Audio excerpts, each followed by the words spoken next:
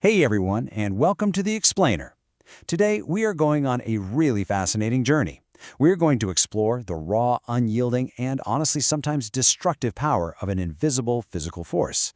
But then, we're going to look at exactly how human ingenuity has completely mastered it. We are talking about forced oscillations and resonance. It's this fundamental property of the universe that connects the tiny microcircuits in your pocket right up to the tallest skyscrapers in our modern skylines. To really grasp the sheer power of resonance, I want you to picture this. You're sitting in an MIT physics classroom with the legendary Professor Walter Lewin.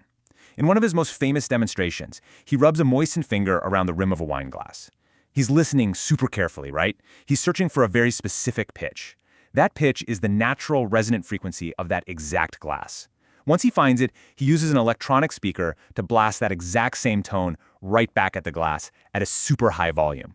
Because that sound wave is pushing the glass at its natural frequency, the glass just absorbs all that energy. It vibrates more and more violently until, snap, it shatters completely into 1,000 pieces. The sound wave is acting as an external driving force, perfectly timed to maximize the physical amplitude of the glass's vibration. Okay, let's dive into this, because what happened to that tiny wine glass can actually happen on a terrifyingly massive scale. Take a look at this. This is the Tacoma Narrows Bridge, and what you're seeing is the exact same phenomenon. The wind blowing across the bridge didn't just push it. The aerodynamics created a driving force that perfectly matched a resonant frequency of the bridge's structure. Just like that continuous, even tone from the speaker hitting the wine glass, the wind continuously fed energy right into the bridge's swaying motion. The amplitude just grew higher and higher until the massive steel structure literally snapped in half and tumbled into the river below. Let's move to Section 2. Universal laws, mechanical and electrical. So going from that awe-inspiring destruction back to the classroom, we need to decode the physics behind this. I mean, how can a little bit of wind or a simple sound wave hold so much destructive power? Well, to understand how wind destroys a bridge, we've got to look at the math, and this brilliantly illustrates the sheer elegance of physics.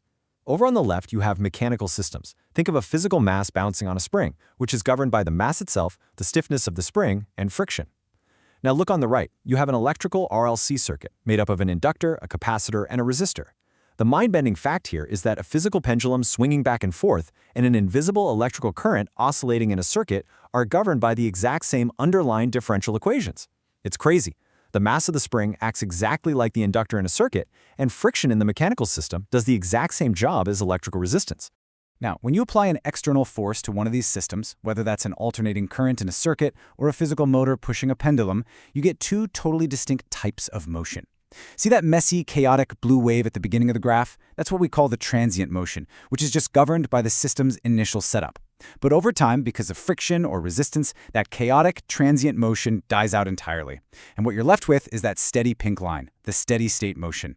In this steady state, the object isn't vibrating at its own natural frequency anymore. It's completely at the mercy of the driving force, vibrating at the exact frequency of whatever is pushing it. Next up, taming the threat, dampening and Q factor.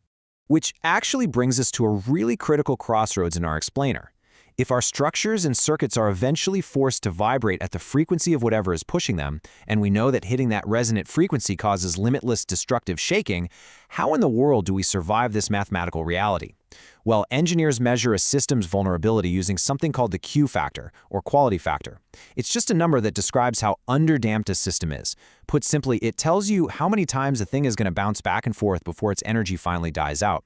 So a tuning fork has a very high Q factor. You strike it once, and it just keeps ringing for a long time. But your car's suspension? That has a very low Q factor. You hit a pothole and the shock absorber immediately kills the bouncing, right? In engineering, if a system has a high Q factor and gets hit with its resonant frequency, it holds on to all of that violent energy, and that's bad news. Now, what's really interesting about this slide is the visual proof of why damping matters so much. This is the universal resonance curve. The vertical axis is amplitude, basically how violently the object is shaking. The horizontal axis is the frequency of whatever force is driving it. Do you see that massive, sharp spike right there in the dead center? That is exactly what happens when the driving force matches the object's natural frequency in a system with a high Q factor. That spike is the wine glass shattering, it's the steel bridge snapping. But by introducing damping, like friction or a massive shock absorber, engineers can actively lower that Q factor. And look what happens. It beautifully flattens out that deadly peak, keeping the amplitude totally safe and manageable. All right, let's talk about saving skyscrapers from the wind. So, we understand the physics, we know the math, and we get the concept of damping. Now let's scale this up from a little wine glass to the absolute pinnacle of modern engineering, super tall skyscrapers. Just look at the breathtaking Danube City Tower, the DC Tower in Vienna, Austria. Because modern skyscrapers like this are incredibly slender, they are highly susceptible to wind-induced vibrations. When heavy winter storms roll into Vienna, the wind doesn't just push the tower, it acts as an oscillating driving force. Sensors actually show that during these storms, the building naturally sways at a fundamental resonant frequency, an eigenfrequency, of 0.19 Hz. If engineers just left that unchecked, the acceleration up on those top floors would make the building completely unlivable and, frankly, pretty unsafe. To stop that kind of crazy swaying, engineers usually install what's called a tuned mass damper, or a TMD. Imagine a giant, incredibly heavy pendulum hung near the very top floor of the building. When the wind pushes the building to the left, this giant pendulum naturally swings to the right, absorbing the energy and providing that much-needed damping to flatten out our resonance peak. But there is a huge problem here. To actually be effective, a traditional passive TMD needs to weigh about 1% to 3% of the building's entire effective mass. We are talking about hanging up to 2,000 metric tons of dead weight right near the penthouse. That is unbelievably expensive to build. It's dangerous if the pendulum swings too wildly during a freak storm, and honestly, it just eats up the most valuable real estate in the entire building. Let's move to and see how this builds into an absolutely ingenious modern solution. Just compare the sheer, overwhelming bulk of a traditional passive damper on the left with the sleek, high-tech prototype of a semi-active oil damper on the right. This is exactly the kind of tech used in the DC Tower. Instead of relying purely on a gigantic, dumb weight to passively absorb the wind, engineers got smart and created an adaptive system. So, how does this active mastery actually work? It's a brilliantly simple cycle. First, you have these highly sensitive sensors monitoring the building's structural acceleration in real time. Second, independent real-time controllers take all that data and calculate exactly how much counterforce is required right at that exact millisecond. Third, they shoot a signal over to electromagnetic bypass valves inside the oil dampers. These valves instantly pop open or close, changing the flow of oil inside. And that dynamically adjusts the stiffness and damping of the entire system on the fly. The system is literally actively fighting the sway of the building by constantly retuning itself to the perfect frequency. So, the crucial point is perfectly captured right here in this simulation. Take a look at the red line compared to the blue line. By dynamically tuning the friction and resistance in real time, the adaptive system flattens the resonance curve even better than the massive passive system ever could. And because it's so incredibly efficient, engineers can actually reduce the physical mass of the giant pendulum by up to 20%. That saves millions of dollars in construction and structural steel, all while keeping the peak acceleration of the tower perfectly safe and comfortable for everyone working and living inside. And the advantages really don't stop there.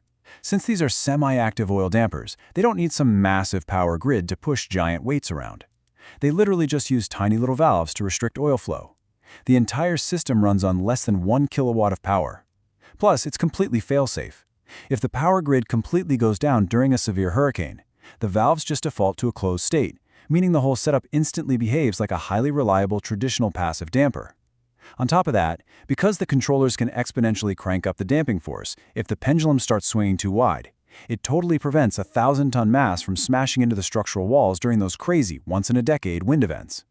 Oh, and by needing a smaller mass and taking up way less space, it frees up prime real estate for luxury penthouses at the very top of the tower.